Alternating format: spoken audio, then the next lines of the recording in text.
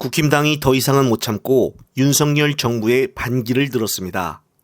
한동훈은 오늘 17일 공수처 수사 대상에 오른 이종섭에 대해 공수처가 빨리 소환하고 이 대사를 즉각 귀국해야 한다고 말했습니다. 감당이 안 된다는 이야기인데요. 그러면서 한동훈은 또 회칼 테러 발언으로 논란이 된 황상무 수석에 대해서도 국민 눈높이에 맞지 않은 발언이니 거취를 결정해야 한다고 말했습니다. 이것 역시 빨리 사퇴하라는 뜻이죠. 심지어 난리면의 대명사 김은혜 역시 이종섭의 즉시 귀국, 황상무의 자진 사퇴가 답이다라고 제목을 붙이며 한동훈과 똑같은 메시지를 냈습니다.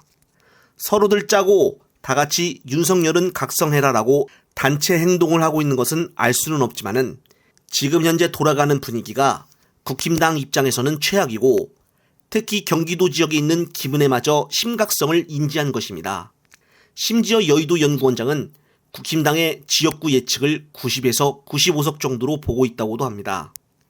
하지만 문제는 바로 윤석열인데요.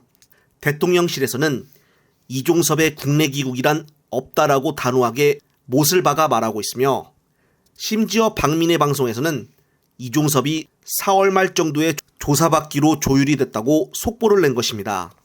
이것으로 보아 시기상 결국 총선 결과를 보고 수사를 받겠다라는 뜻으로 보여지는데 이게 말입니까 막걸리입니까?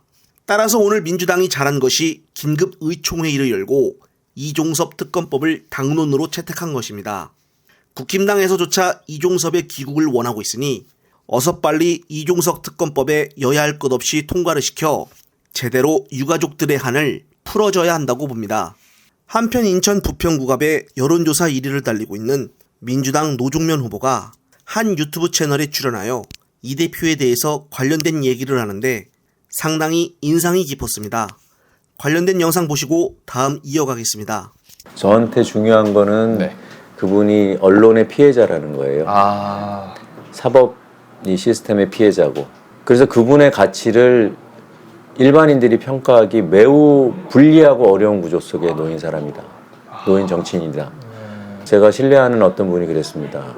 지금 민생의 깃발을 쥐고 있는 유일한 정치인은 자기 눈에는 이재명밖에 안 보인다. 그분은 이재명 대표에 대해서 별로 좋은 평가를 하는 분이 아니에요. 근데 그 말씀을 해요. 그것만은 인정한다. 지금 우리 정치가 어디를 향해서 가야 되는가, 뭐라고 할까요? 막 이제 말이 푸근하고 소위 말해 점잖고 온화하고 그러면 좋은 정치인인가요? 바꿔야죠. 잘못된 뭘 해야 돼? 실행을 해야 되잖아요. 제안을 해야 되고. 맞아요. 그런 행동하는. 것을 할 수 있는 유일한 정치인이 이재명이다. 저는 그 규정에 전적으로 동의합니다. 근데 그게 왜 이런 평가들이 왜 더 넓게 공유되지 못하나? 그건 저는 언론이 씌운 프레임, 검찰이 씌운 프레임 이것 때문이라고 생각해요. 그러니까 그것의 최대 피해자는 이재명 대표님이다. 우리가 언론 개혁을 하자고 하잖아요. 검찰 개혁하자고 하잖아요. 거기 상징적인 피해자가 있는 대표로 있는 당이 민주당이고 저는 그래서 민주당이 총선에서 승리하는 것은 언론 개혁의 필요성과 검찰 개혁의 필요성을 가장 극명하게 우리 사회가 선언하는 방식이라고 생각합니다. 네, 그렇습니다.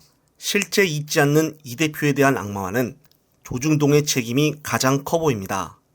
한편 민주당은 광주 북구갑 지역구를 전략 공천하는 방안으로 검토하고 있다고 합니다. 현재 이 지역을 알아본 결과 이번 경선에서 조호섭을 누른 정준호가 최고위원회 인준을 통과하지 못하고 있는 상태입니다. 그 이유는 불법 전화방 운영 의혹에 따른 사법기관의 수사를 받고 있기 때문이라고 합니다.